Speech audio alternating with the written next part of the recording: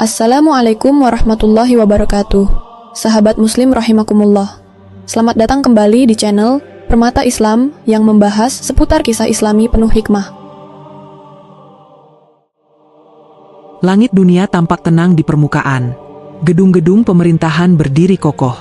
Para pemimpin tampil percaya diri di layar-layar berita internasional. Pertemuan tingkat tinggi terus berlangsung. Perjanjian ditandatangani, aliansi diperbarui. Semuanya terlihat stabil. Namun sejarah selalu mengajarkan satu hal yang tidak pernah gagal. Kekuasaan paling rapuh justru runtuh ketika ia terlihat paling kuat. Setiap dinasti besar dalam sejarah Islam tidak pernah jatuh karena serangan pertama dari luar. Ia retak dari dalam. Perebutan pengaruh, kecurigaan antar keluarga, ambisi yang tumbuh dalam bayangan istana, harta dan tahta yang menjadi sumber pertikaian. Dan ketika perebutan itu mencapai puncaknya, keruntuhan hanya soal waktu. Pola ini bukan sekadar catatan masa lalu. Ia adalah hukum sosial yang berulang. Ketika legitimasi moral melemah, ketika kepercayaan rakyat terkikis, ketika kekuasaan berubah menjadi simbol dominasi, maka fondasi mulai bergeser. Bukan karena satu peristiwa besar, tetapi karena akumulasi krisis kecil yang terus menumpuk. Dunia hari ini berada dalam fase yang mirip. Blok-blok kekuatan global saling menekan. Konflik regional tak pernah benar-benar padam. Krisis ekonomi bergelombang.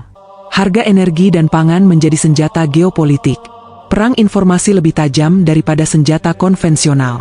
Kepercayaan terhadap elit politik menurun di banyak wilayah. Demonstrasi terjadi di berbagai kota besar.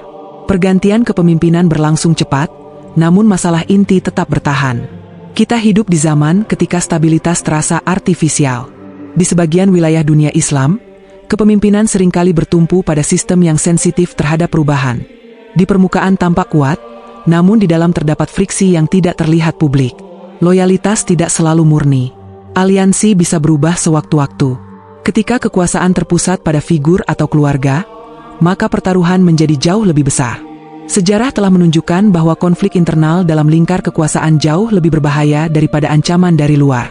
Karena ia tidak datang sebagai musuh yang jelas. Ia datang sebagai ambisi yang terbungkus loyalitas. Dan setiap kali perebutan tahta terjadi, rakyatlah yang pertama merasakan dampaknya. Instabilitas politik selalu menciptakan ruang kosong. Kekosongan kepemimpinan melahirkan ketidakpastian. Ketidakpastian melahirkan ketakutan. Dalam ketakutan, masyarakat mencari figur yang dianggap mampu memulihkan keadilan dan stabilitas. Disinilah fase transisi sejarah biasanya dimulai. Bukan dengan pengumuman besar. Bukan dengan deklarasi revolusi, tetapi dengan ketegangan yang terus menumpuk. Dalam literatur klasik Islam, ada satu gambaran yang sangat spesifik tentang momen seperti ini. Bukan sekadar kekacauan umum, tetapi konflik yang terfokus pada perebutan kekuasaan di jantung dunia Islam. Pertikaian internal yang melibatkan mereka yang memiliki legitimasi kepemimpinan. Ini bukan gambaran tentang perang besar antar peradaban. Ini adalah krisis dari dalam. Ketika pemimpin diperebutkan, ketika simbol legitimasi dipertanyakan, ketika garis suksesi menjadi ajang ambisi, maka sistem mulai kehilangan keseimbangannya. Jika kita membaca ulang sejarah Umayyah, Abbasiyah, hingga berbagai kekuasaan setelahnya, pola itu selalu ada. Ketika pengganti tidak disepakati, ketika anak-anak atau keluarga inti memperebutkan posisi, kekuatan negara melemah secara drastis. Bukan karena kurang pasukan, tetapi karena kurang kesatuan. Dan setiap kali fase seperti itu muncul, selalu ada kekuatan baru yang bangkit dari arah yang tak terduga. Seringkali bukan dari pusat kekuasaan, tetapi dari pinggiran. Dari wilayah yang sebelumnya dianggap sekunder. Dari arah yang awalnya diremehkan. Dalam konteks global hari ini, wilayah timur kembali menjadi pusat dinamika strategis. Jalur perdagangan, energi, pengaruh militer, bahkan narasi ideologis banyak berputar di sekitar kawasan itu. Negara-negara besar memusatkan perhatian mereka ke sana. Aliansi dibangun dan diuji. Ketegangan dijaga pada titik tertentu, tidak meledak, tetapi juga tidak pernah benar-benar reda. Kita sedang menyaksikan akumulasi tekanan. Dan tekanan yang terakumulasi tidak pernah diam selamanya. Ia mencari titik lepas. Pertanyaan yang jarang diajukan adalah, jika terjadi retakan besar dalam struktur kepemimpinan dunia Islam, siapa yang akan mengisi kekosongan itu? Apakah sistem yang ada mampu menyatukan kembali? Ataukah akan muncul figur yang tidak direncanakan oleh kekuatan politik manapun? Sejarah membuktikan bahwa perubahan terbesar seringkali tidak lahir dari pusat strategi. Ia lahir dari momentum. Dari situasi yang memaksa masyarakat menerima sesuatu yang sebelumnya tidak mereka bayangkan. Ketika kepercayaan runtuh, masyarakat tidak lagi mencari politisi. Mereka mencari pemimpin yang dianggap membawa legitimasi moral. Dan di titik inilah narasi klasik tentang akhir zaman mulai terasa relevan kembali. Bukan karena sensasi, tetapi karena polanya mulai menyerupai gambaran yang telah disebutkan berabad-abad lalu. Konflik internal, perebutan kepemimpinan, krisis legitimasi, kekacauan yang tidak sepenuhnya terkendali. Semua itu bukan sekadar teori. Ia adalah dinamika yang terus bergerak. Dan ketika dinamika itu mencapai titik tertentu, sejarah tidak lagi berjalan perlahan. Ia meloncat. Lonjakan sejarah selalu diawali oleh satu momen kritis. Momen ketika perebutan kekuasaan berubah menjadi pertarungan terbuka. Ketika garis suksesi tidak lagi disepakati. Ketika ambisi pribadi mengalahkan stabilitas kolektif. Disitulah babak baru biasanya dimulai. Dan jika kita membaca berbagai riwayat dengan cermat, ada satu skenario yang secara khusus menyebutkan fase seperti ini sebagai awal dari perubahan besar yang akan menggeser arah dunia. Skenario itu tidak dimulai dengan sosok penyelamat yang tiba-tiba muncul di panggung dunia. Ia dimulai dengan konflik. Konflik yang berakar pada perebutan kepemimpinan. Konflik yang membuka celah. Dan dari celah itulah, sejarah akan bergerak menuju sesuatu yang tidak pernah benar-benar hilang dari kesadaran umat. Sebuah janji tentang munculnya kepemimpinan yang berbeda dari pola kekuasaan biasa. Namun sebelum sosok itu dibayat, sebelum ia dikenal luas, sebelum ia menjadi simbol harapan, satu hal harus terjadi terlebih dahulu. Kekuasaan harus diperebutkan. Dan ketika perebutan itu mencapai puncaknya, dunia tidak hanya menyaksikan krisis politik, ia sedang menyaksikan awal dari fase yang telah disebutkan dalam riwayat, fase yang akan mengubah peta kekuatan dan membuka jalan bagi kemunculan sesuatu yang jauh lebih besar dari sekadar pergantian pemimpin. Bukan perang antar negara besar, bukan invasi eksternal, tetapi konflik internal yang tajam, terfokus, dan memecah pusat kekuasaan dari dalam. Dalam sejumlah riwayat sahih disebutkan akan terjadi perselisihan di antara 3 orang yang semuanya memiliki klaim terhadap kepemimpinan. Mereka bukan orang biasa. Mereka memiliki garis legitimasi. Mereka berada dalam lingkar kekuasaan. Mereka memperebutkan sesuatu yang sangat sensitif, otoritas tertinggi. Perebutan ini bukan sekadar ambisi pribadi. Ia mengguncang stabilitas. Ia menciptakan kekosongan. Ia membuat masyarakat kehilangan arah. Ketika simbol kepemimpinan dipertanyakan, rakyat terbelah. Loyalitas terpecah. Aparat keamanan pun berada dalam posisi sulit, antara menjaga stabilitas atau memilih kubu. Inilah titik rapuh yang paling berbahaya dalam sebuah sistem. Riwayat tersebut menggambarkan bahwa konflik itu terjadi di jantung wilayah suci. Tempat yang selama berabad-abad menjadi simbol persatuan umat justru menjadi saksi ketegangan. 3 figur yang memiliki hak atau klaim atas kepemimpinan saling bersaing. Tidak ada kesepakatan. Tidak ada satu suara. Dan ketika elit terpecah, efeknya merembet ke seluruh kawasan. Pasar gelisah. Militer siaga. Aliansi diuji. Negara-negara tetangga bersiap. Di tengah situasi seperti itu, masyarakat tidak hanya menyaksikan perebutan tahta. Mereka menyaksikan rapuhnya struktur yang selama ini dianggap tak tergoyahkan. Sejarah mencatat bahwa ketika suksesi tidak jelas, kekuatan besar seringkali salah langkah. Keputusan diambil terburu-buru. Kecurigaan meningkat. Informasi simpang siur menyebar cepat. Media memperbesar setiap gesekan. Ketegangan seperti ini menciptakan ruang bagi sesuatu yang tidak direncanakan oleh siapapun. Dalam riwayat disebutkan bahwa pada saat itulah seorang lelaki dari keturunan Nabi berada dalam posisi yang tidak mencari kekuasaan. Ia tidak memimpin faksi militer besar. Ia tidak memobilisasi massa. Bahkan dalam sebagian riwayat disebutkan ia enggan menerima bayat pada awalnya. Kontras ini sangat tajam. Di satu sisi, figur-figur yang berebut kekuasaan secara terbuka. Di sisi lain, seseorang yang justru menghindar dari sorotan. Riwayat menyebutkan bahwa ia akan dibayat di antara rukun dan makam. Bukan dalam upacara megah. Bukan di istana. Tetapi di tempat yang memiliki makna spiritual yang sangat dalam bagi umat Islam. Sebuah lokasi yang menjadi saksi jutaan doa dan tangisan selama berabad-abad. Bayat itu tidak lahir dari strategi politik. Ia lahir dari kebutuhan akan stabilitas dan keadilan. Dalam suasana krisis, masyarakat cenderung menerima figur yang dianggap memiliki legitimasi moral dan nasab yang jelas. Bukan karena kampanye, tetapi karena reputasi kesalehan dan integritas. Namun proses itu tidak berjalan mulus. Riwayat juga menyebutkan akan ada pasukan yang dikirim untuk menghadapi gerakan tersebut. Pasukan ini bukan pasukan kecil. Ia bergerak dari arah Syam menuju wilayah Hijaz. Tujuannya jelas, mengakhiri potensi ancaman terhadap kekuasaan yang sedang diperebutkan. Tetapi di tengah perjalanan, di suatu tempat antara Makkah dan Madinah, pasukan itu akan mengalami peristiwa yang tidak biasa. Mereka ditelan bumi. Peristiwa ini bukan sekadar simbolis. Ia menjadi tanda yang mengguncang persepsi publik. Ketika sebuah kekuatan militer besar lenyap sebelum mencapai targetnya, dampaknya bukan hanya strategis, tetapi psikologis. Kepercayaan terhadap otoritas lama melemah drastis. Dan ketika ketakutan bercampur dengan keyakinan akan tanda-tanda ilahi, arus dukungan dapat berubah sangat cepat. Di titik ini, dinamika tidak lagi sekadar politik. Ia berubah menjadi momentum spiritual yang memiliki konsekuensi geopolitik besar. Jika kita melihat dunia hari ini, perebutan kekuasaan bukan hal yang asing. Transisi kepemimpinan seringkali diwarnai ketegangan.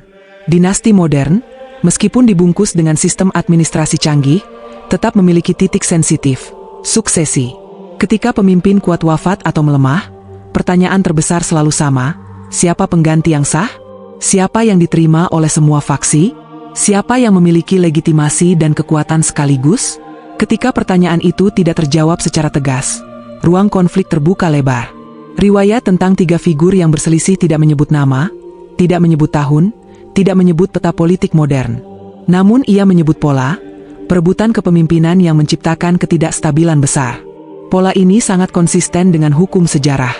Dalam situasi seperti itu, kelompok-kelompok kekuatan di luar pusat kekuasaan mulai bergerak. Ada yang bersikap oportunis, ada yang menunggu momen, ada yang diam-diam menyusun langkah. Dan di antara semua pergerakan itu, riwayat menyebut akan muncul panji-panji dari arah timur. Istilah timur dalam literatur klasik bukan sekadar arah geografis.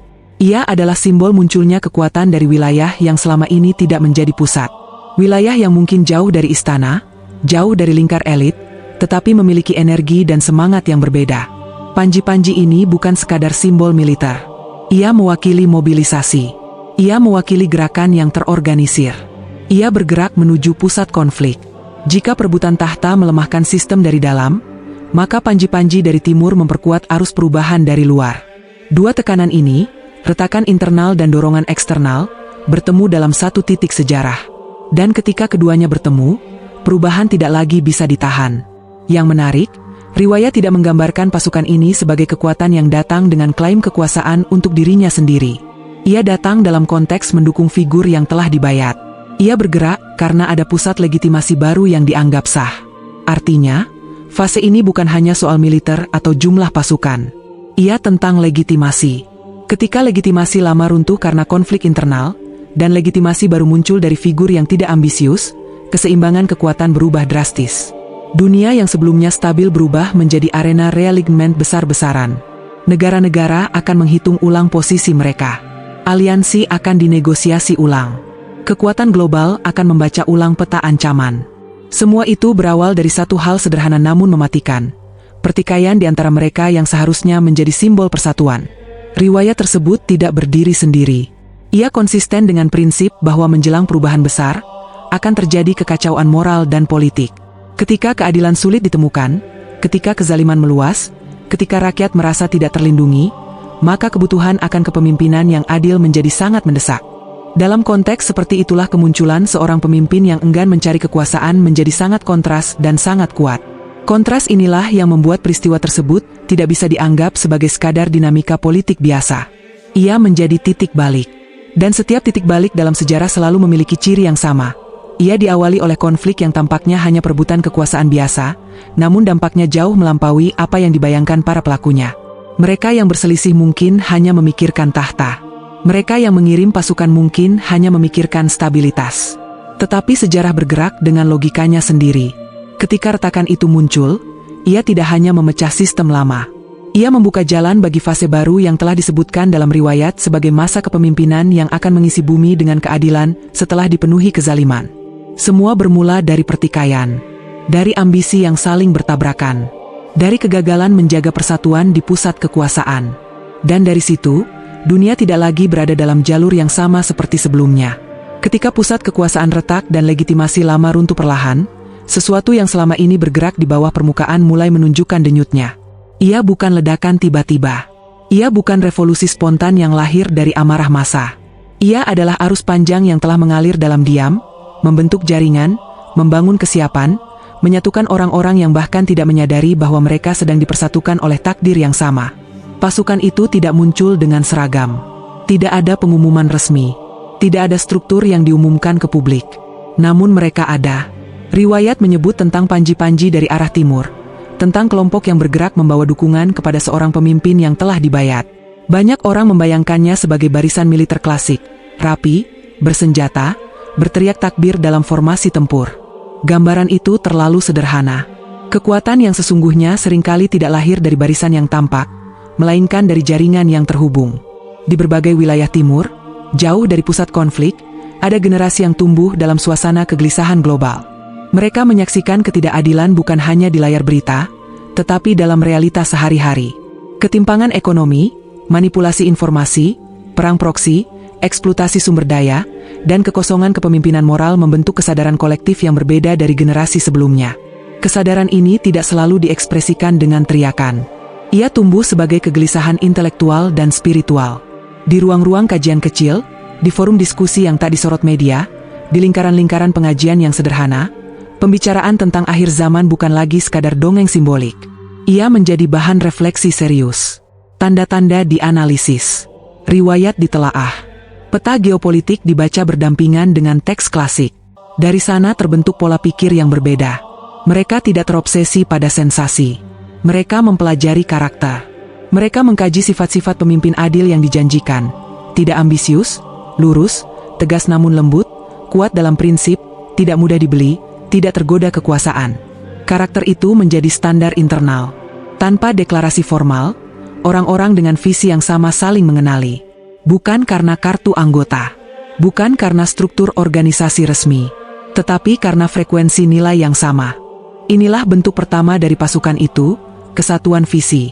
Di berbagai kota, muncul figur-figur yang tidak terkenal di panggung nasional, tetapi memiliki pengaruh kuat di komunitasnya. Mereka membangun pendidikan. Mereka memperkuat ekonomi lokal. Mereka melatih kedisiplinan. Mereka menanamkan keberanian moral. Mereka membiasakan hidup sederhana dan tahan tekanan. Latihan itu tidak disebut sebagai persiapan perang. Ia disebut pembinaan karakter. Namun karakter adalah fondasi dari setiap pasukan besar. Sementara dunia luar sibuk dengan perebutan kekuasaan dan konflik elit, jaringan ini menguat dalam diam. Mereka belajar mengelola informasi. Mereka belajar tidak terpancing provokasi. Mereka memahami bahwa dalam fase kekacauan, yang paling berbahaya bukan hanya senjata, tetapi narasi. Perang modern dimulai dari persepsi, dan mereka bersiap menghadapi perang persepsi itu. Di saat yang sama, perkembangan teknologi mempercepat konsolidasi tanpa harus bertemu fisik. Komunikasi terenkripsi, forum tertutup, jaringan diaspora lintas negara menciptakan struktur yang lentur dan sulit dipetakan. Mereka tidak membangun markas besar yang bisa dihancurkan. Mereka membangun jaringan yang jika satu titik terputus, titik lain tetap hidup. Inilah bentuk kedua dari pasukan itu, ketahanan struktural. Sebagian dari mereka memiliki latar belakang militer. Sebagian berlatar akademisi. Sebagian pengusaha. Sebagian ulama muda. Sebagian pekerja biasa yang ditempa kerasnya kehidupan. Kombinasi ini menciptakan spektrum kemampuan yang luas.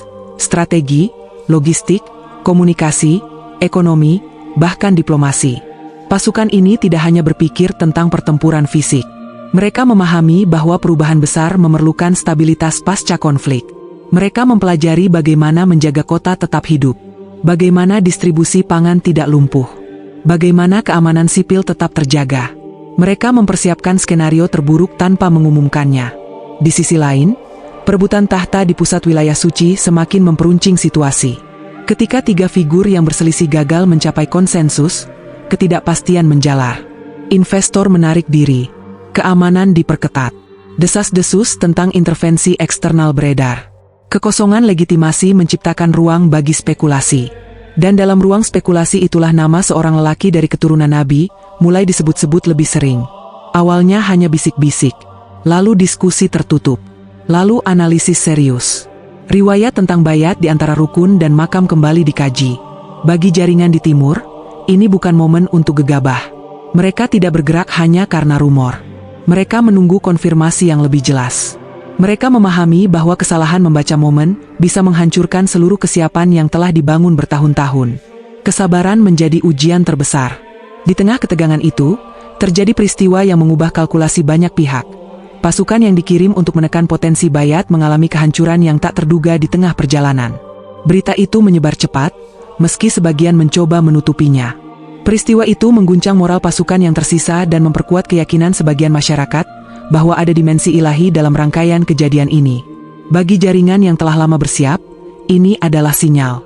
Bukan sinyal untuk euforia, tetapi untuk aktivasi bertahap. Sel-sel kecil mulai terhubung lebih intens. Koordinasi diperkuat. Jalur logistik diuji. Sumber daya dihitung ulang. Mereka tidak mengumumkan deklarasi perang. Mereka memastikan bahwa ketika bergerak, pergerakan itu presisi. Dalam riwayat disebutkan bahwa panji-panji dari timur akan datang dan memberikan dukungan. Dukungan itu bukan sekadar simbolik. Ia adalah kekuatan real yang mengubah keseimbangan. Dan keseimbangan itu tidak berubah hanya karena jumlah, tetapi karena kualitas. Pasukan ini ditempa oleh kesadaran bahwa mereka tidak berjuang untuk kepentingan pribadi atau dinasti. Mereka melihat diri mereka sebagai bagian dari fase sejarah yang lebih besar. Kesadaran ini menciptakan disiplin yang berbeda. Disiplin yang tidak mudah goyah oleh propaganda atau iming-iming materi. Sementara itu, dunia internasional mulai membaca situasi dengan cemas. Kemunculan figur baru dengan legitimasi spiritual yang kuat di wilayah paling sensitif secara geopolitik memicu perhitungan ulang di banyak ibu kota. Ada yang melihat ancaman. Ada yang melihat peluang. Ada yang menunggu untuk melihat arah angin. Tetapi di balik semua analisis geopolitik itu, jaringan di timur tidak sibuk dengan opini global. Fokus mereka sederhana, memastikan bahwa ketika momentum tiba, mereka tidak terlambat dan tidak salah langkah. Latihan-latihan fisik diperketat di beberapa tempat, namun disamarkan sebagai kegiatan rutin. Simulasi krisis dilakukan dalam bentuk diskusi strategis. Penguatan ekonomi dilakukan melalui koperasi dan usaha kolektif, agar tidak tergantung pada sistem yang bisa runtuh sewaktu-waktu. Mereka belajar dari sejarah, bahwa revolusi yang tidak siap mengelola kemenangan akan hancur oleh kekacauan internal. Karena itu, persiapan mereka bukan hanya untuk merebut, tetapi untuk menjaga. Di antara mereka, ada yang mulai merasakan bahwa fase penantian telah memasuki babak akhir. Tanda-tanda yang dahulu terasa jauh kini tampak semakin dekat. Konflik di pusat kekuasaan, kehancuran pasukan penekan, meningkatnya dukungan masyarakat terhadap figur yang enggan mencari kekuasaan, semua itu membentuk pola yang sulit diabaikan. Namun mereka tetap bergerak dalam sunyi. Tidak ada parade, tidak ada siaran langsung, tidak ada klaim sepihak. Yang ada hanyalah kesiapan yang matang. Pasukan itu mungkin tidak terlihat oleh mata yang hanya mencari sensasi, tetapi ia terasa oleh mereka yang membaca arah sejarah dengan lebih dalam. Ia hidup dalam jaringan yang lentur, dalam disiplin yang terjaga, dalam keyakinan yang tidak mudah digoyahkan. Dan ketika saatnya tiba, pergerakan itu tidak akan tampak seperti ledakan spontan. Ia akan terlihat seperti sesuatu yang memang sudah lama dipersiapkan, terukur, terkoordinasi, dan tak terhentikan oleh kepanikan yang melanda dunia yang sedang kehilangan porosnya. Momen itu datang bukan dengan dentuman meriam, tetapi dengan satu kabar yang menyebar lebih cepat daripada sensor resmi mampu membendungnya.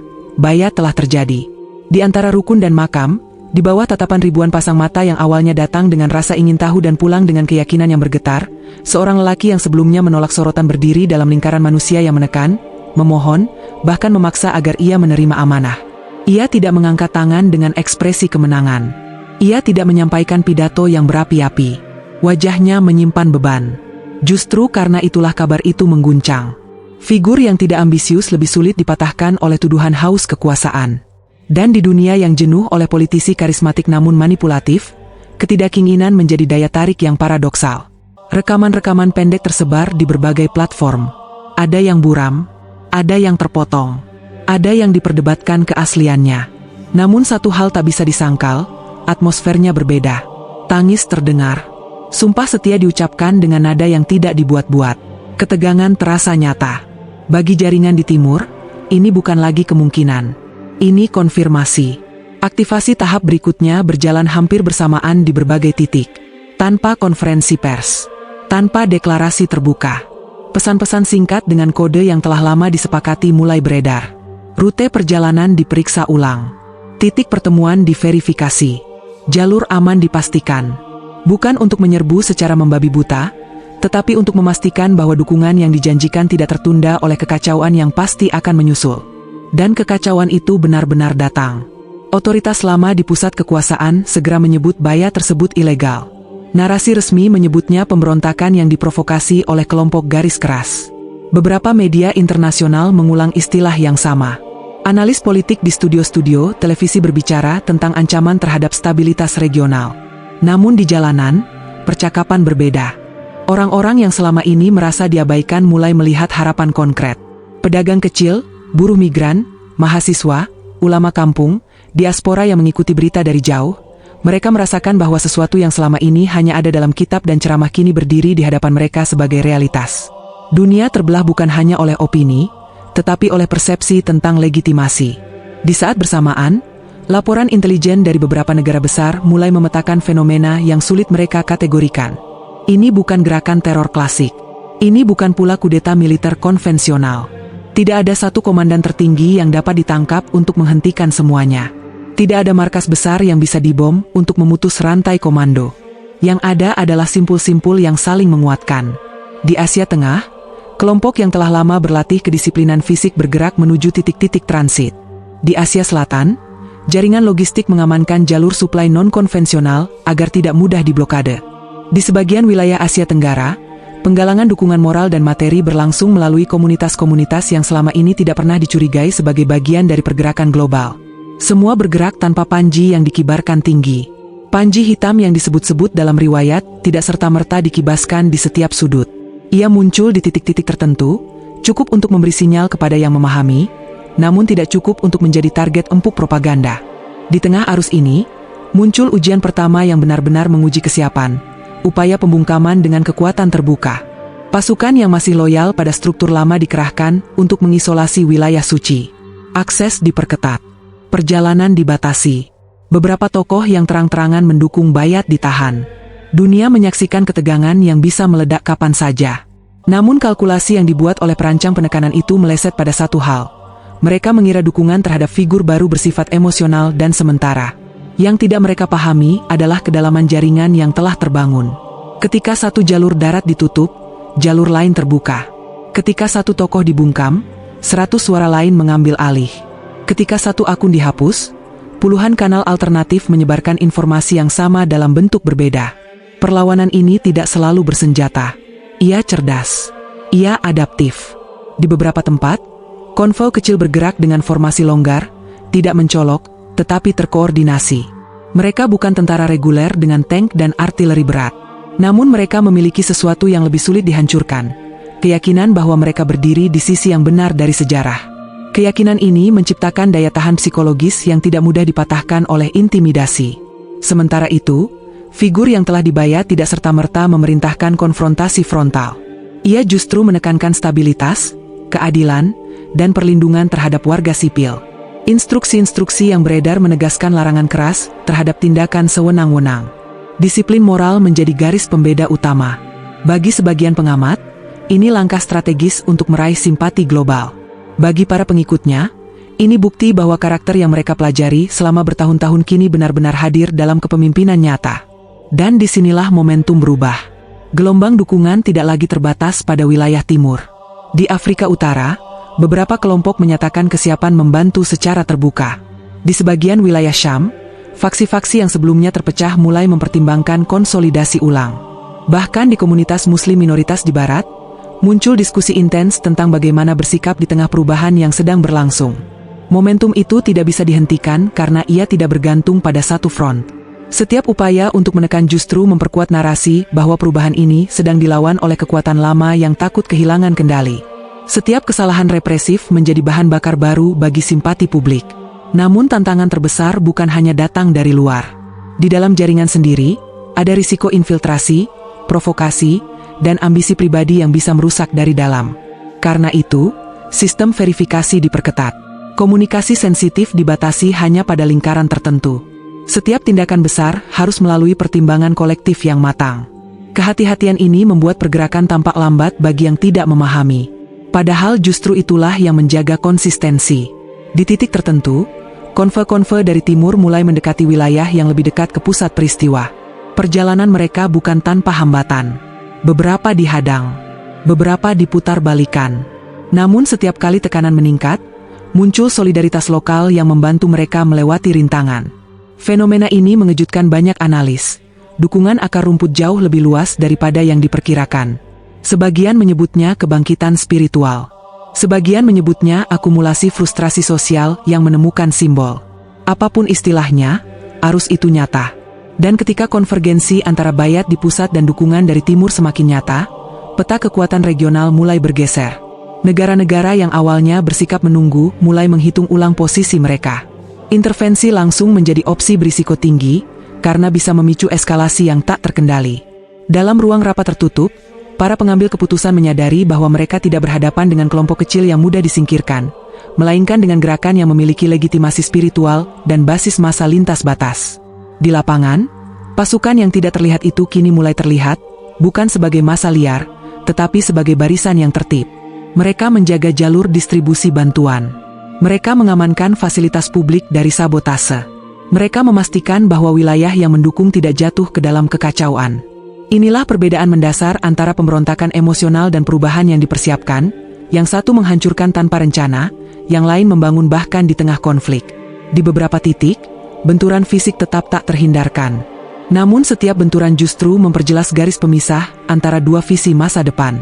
Satu bertumpu pada kekuasaan lama yang mempertahankan status quo. Satu lagi bertumpu pada janji keadilan yang selama ini hanya menjadi retorika. Dan semakin banyak orang memilih sisi kedua. Momentum itu kini bukan sekadar gerakan militer atau politik. Ia menjadi fenomena psikologis kolektif. Rasa takut yang dulu membungkam kini berubah menjadi keberanian yang terorganisir.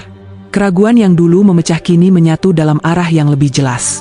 Pasukan yang dahulu hanya berupa jaringan tak terlihat kini berdiri sebagai kekuatan nyata, bukan karena mereka mendeklarasikan diri, tetapi karena realitas memaksa dunia mengakui keberadaan mereka.